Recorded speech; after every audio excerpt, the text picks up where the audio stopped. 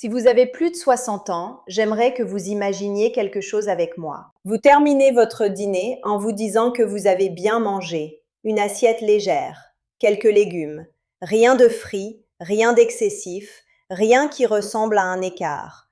Vous allez vous coucher plutôt satisfaite. Et pourtant, pendant la nuit, votre corps peut entrer dans une zone de fragilité silencieuse. Pas forcément à cause d'un plat lourd, Pas forcément à cause du sucre, pas forcément à cause de la restauration rapide, mais parfois à cause d'un légume. Oui, un légume. et je sais à quel point cela peut sembler absurde, presque injuste, parce qu'on nous a répété toute notre vie qu'il fallait manger plus de légumes. Et ce conseil reste globalement juste. Mais après 60 ans, la vraie question n'est plus seulement est-ce que ce légume est sain? La vraie question devient comment mon corps d'aujourd'hui réagit-il à ce légume, à cette heure-ci, avec mes médicaments, mes reins, ma circulation et mon niveau d'hydratation? Parce que le corps change, les reins filtrent moins vite, les vaisseaux sanguins sont plus fragiles, la sensation de soif devient moins fiable, les réactions aux médicaments deviennent plus complexes. Et ce qui semblait parfaitement anodin à 40 ans peut devenir plus délicat à 70.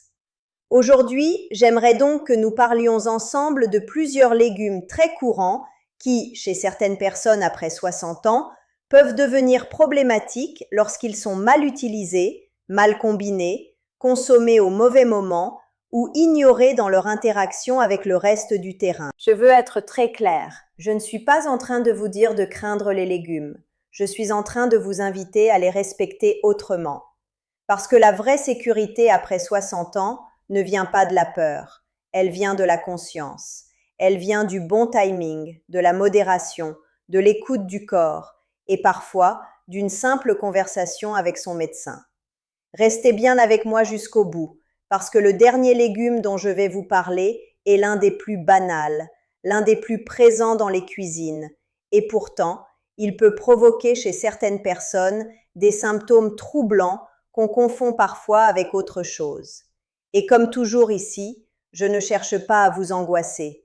Je cherche à vous aider à protéger votre clarté, votre cerveau, votre autonomie. L'âge n'est que le début. Commençons avec un grand classique, les épinards. Les épinards ont une réputation presque irréprochable. On les associe à la force, au fer, aux minéraux, à la santé des os, à la vitalité. Et c'est vrai qu'ils ont beaucoup d'atouts.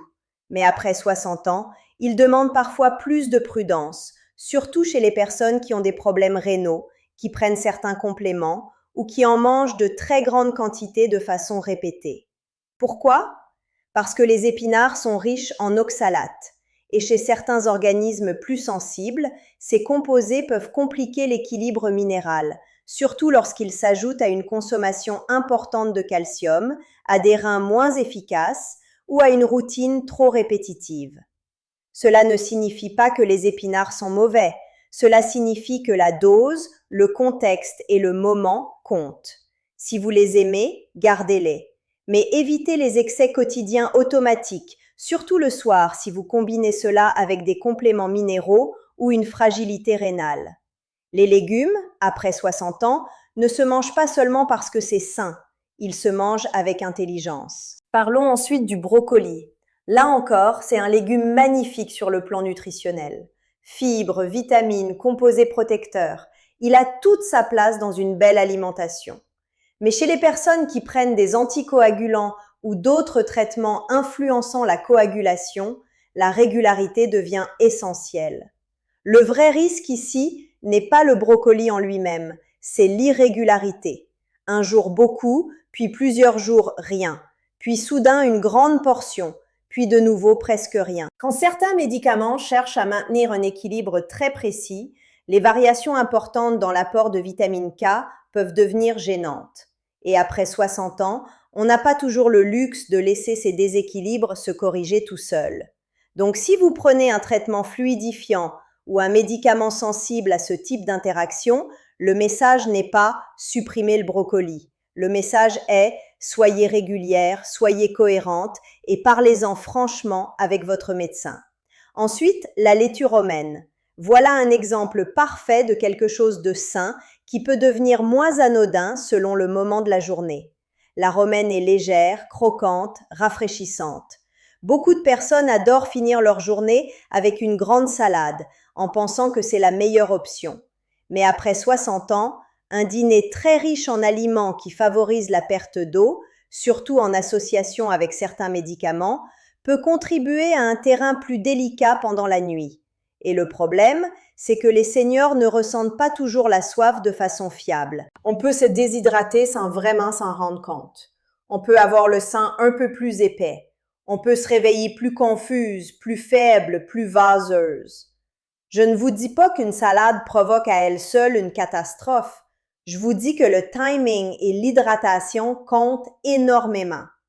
Si vous aimez la romaine, consommez-la plus volontiers à midi ou accompagnez-la intelligemment d'une bonne hydratation, surtout si vous prenez des diurétiques ou certains traitements pour la tension. Parlons maintenant des carottes crues. Elles ont l'image parfaite du snack sain, croquante, naturelle, sucrée juste ce qu'il faut, rassurante. Mais chez certaines personnes après 60 ans, surtout en cas de prédiabète, de diabète ou de forte sensibilité aux variations glycémiques, une consommation isolée le soir peut ne pas être idéale. Le problème n'est pas la carotte, le problème c'est le contexte. Manger un aliment plus sucré, seul, tard le soir, quand le corps gère déjà moins bien les variations, peut contribuer à une nuit moins stable sur le plan métabolique. Chez certaines personnes, cela peut s'accompagner de réveils étranges, de fatigue matinale, d'inconfort, d'une sensation confuse qu'on ne relie jamais à ce qui a été mangé. La solution n'est pas de bannir la carotte, la solution, c'est de la replacer correctement, plutôt en journée, et mieux encore avec une source de protéines ou de bons gras pour ralentir l'absorption. Ensuite, l'ail. L'ail est presque toujours présenté comme un médicament naturel, et dans beaucoup de contextes, il peut effectivement être très intéressant. Il soutient le cœur, l'immunité, la circulation. Mais après 60 ans, il y a un mot qui devient central, interaction. Parce que l'ail, surtout en supplément ou en quantité importante, peut influencer la fluidité du sang. Et si vous prenez déjà un traitement anticoagulant, un anti-agrégant plaquettaire ou même certains médicaments cardiovasculaires, l'effet cumulé mérite vraiment d'être pris au sérieux. Je le dis avec beaucoup de clarté, naturel ne veut pas dire neutre. Beaucoup de femmes pensent qu'un complément à base de plantes ne compte pas vraiment. Mais si votre sang devient trop fluide, si vos vaisseaux sont plus fragiles, si vous accumulez les effets sans le savoir, le corps, lui, comptera. L'ail en cuisine, en quantité raisonnable, convient souvent très bien. Les compléments concentrés, eux, demandent plus de prudence, plus encore après 60 ans. Passons aux oignons. Les oignons ont de beaux atouts. Ils soutiennent la saveur, apportent des composés protecteurs et peuvent faire partie d'une alimentation saine. Mais chez certaines personnes sensibles, surtout si elles prennent des traitements pour la tension ou ont une régulation vasculaire déjà fragile, de grandes quantités d'oignons crus, en particulier le soir, peuvent contribuer à des variations circulatoires moins confortables. Encore une fois, ce n'est pas un aliment à diaboliser, c'est un aliment à replacer. Mieux cuit que cru si vous êtes sensible, mieux en quantité modérée, mieux à midi qu'en très grande portion le soir. Je voudrais maintenant parler du maïs. Et là, c'est un point que beaucoup de gens oublient complètement. Sur le plan métabolique, le maïs se comporte souvent davantage comme un féculent que comme un légume léger. Cela veut dire qu'il peut faire monter la glycémie plus rapidement que ce que l'on imagine, surtout sous forme de céréales, de farine, de polenta très raffinée ou consommée seule. Après 60 ans, quand le métabolisme du sucre devient plus délicat, cela compte beaucoup. Une grande portion de maïs le soir, sans protéines, sans graisse de qualité, peut favoriser un terrain moins stable pendant la nuit. La solution ? Le garder occasionnel, le manger avec discernement, le combiner avec des protéines ou de bons gras, et éviter d'en faire une base automatique du dîner. Parlons aussi des asperges. Les asperges sont élégantes, légères, très appréciées. Mais ce sont aussi des légumes qui peuvent favoriser l'élimination de l'eau. Et là encore, chez une personne plus âgée, surtout le soir, en cas de diurétique, de tension fragile ou de faible hydratation, cela peut poser question. Le corps mature supporte moins bien les variations de volume hydrique. Le cerveau aime la stabilité, la circulation aussi. Donc non, les asperges ne sont pas dangereuses en elles-mêmes, mais elles sont meilleures plus tôt dans la journée, accompagnées d'une bonne hydratation, plutôt qu'en grande quantité le soir, dans un corps déjà plus sec, plus fragile, plus sujet au déséquilibre nocturne. Et enfin, parlons des tomates. C'est probablement l'un des exemples les plus intéressants, parce que beaucoup de personnes se sentent parfaitement bien avec elles, jusqu'au jour où elles commencent à remarquer autre chose. Des maux de tête, une sensation de brouillard, des reflux, un gonflement, une lourdeur, une sensation étrange après certains repas très riches en sauce tomate ou en plats du soir très concentrés. Les tomates ont beaucoup d'atouts, bien sûr, mais chez certaines personnes sensibles, elles peuvent aussi participer à de l'acidité, à des réactions vasculaires, à une forme d'irritation ou d'inconfort qui devient plus visible avec l'âge. Et encore une fois, je ne vous dis pas de les supprimer, je vous dis observez.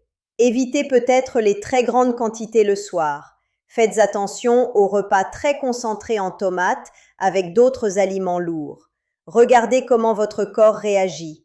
Et si vous avez des symptômes neurologiques, circulatoires ou digestifs troublants, ne banalisez pas cela.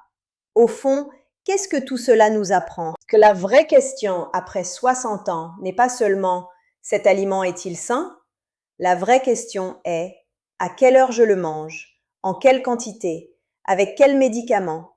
Dans quel état d'hydratation? Avec quel terrain digestif, vasculaire, rénal ou métabolique? Et cela change tout. Une salade à midi peut très bien vous convenir. La même salade, très tard, dans un contexte de diurétique et de faible hydratation, peut ne pas être idéale. Un peu d'ail en cuisine peut être excellent. Un supplément très dosé, ajouté à des anticoagulants, peut être une mauvaise idée. Des carottes en collation avec quelques noix ou un œuf dur peuvent très bien passer. Des carottes crues seules avant le coucher peuvent être moins judicieuses si votre glycémie est fragile. C'est cela, la maturité nutritionnelle. Ce n'est pas manger avec peur, c'est manger avec discernement. Et j'aimerais vous dire quelque chose d'important. Beaucoup de femmes ont appris à suivre des règles générales toute leur vie. Mangez plus de légumes, faites léger le soir, prenez des aliments naturels. Mais après 60 ans, les règles générales ne suffisent plus toujours. Le corps vous demande de devenir plus fine, plus attentive, plus présente, plus respectueuse de vos particularités. Ce n'est pas une complication, c'est une forme de sagesse. Alors retenez ceci. Les épinards demandent de la mesure, surtout en cas de fragilité rénale ou d'excès de compléments minéraux. Le brocoli demande de la régularité si vous prenez certains médicaments. La romaine et les asperges demandent une attention particulière au timing et à l'hydratation. Les carottes crues et le maïs méritent d'être mieux placés dans la journée et mieux associés. L'ail et les oignons demandent de la prudence selon vos médicaments et votre sensibilité. Les tomates, elles, demandent surtout de l'observation et du respect de votre propre réponse. Vous n'avez pas besoin d'avoir peur de votre assiette. Vous avez besoin d'arrêter de croire que tout ce qui est sain est automatiquement sans conséquence dans n'importe quel contexte, à n'importe quelle heure, pour n'importe quel corps. La conscience est votre meilleure protection. Alors ce soir, au lieu de manger machinalement, posez-vous cette simple question. Est-ce que ce repas respecte vraiment mon corps d'aujourd'hui? Parfois, la prévention commence exactement là. Pas dans la peur, pas dans la privation, mais dans un regard plus lucide, plus calme, plus mature sur ce que l'on met dans son assiette. Prenez soin de votre cerveau, prenez soin de votre circulation, prenez soin de votre hydratation, prenez soin de votre autonomie. Et souvenez-vous toujours de ceci, L'âge n'est que le début.